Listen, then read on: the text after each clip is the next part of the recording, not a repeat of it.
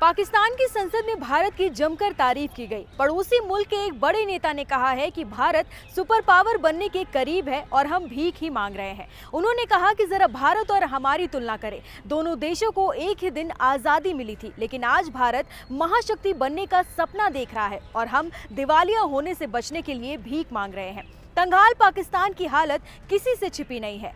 खुद पाकिस्तान के लोग ही अब उसकी असलियत पूरी दुनिया के सामने ला रहे हैं। अब पाकिस्तान के एक कट्टावर नेता ने पाक संसद में कहा है कि पाकिस्तान को खुद को दिवालिया होने से बचाने के लिए भीख मांगना पड़ रहा है।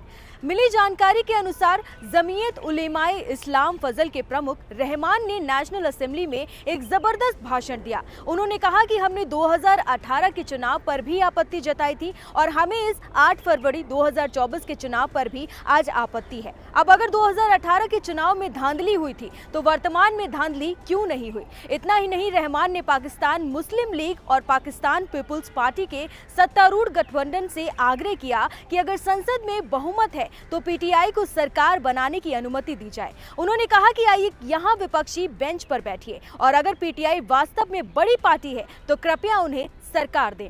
उन्होंने इसके साथ ये भी कहा कि पाकिस्तान की हालत ये है कि दिवालिया होने से बचने के लिए अंतर्राष्ट्रीय मुद्रा कोष से भीख मांग रहा है।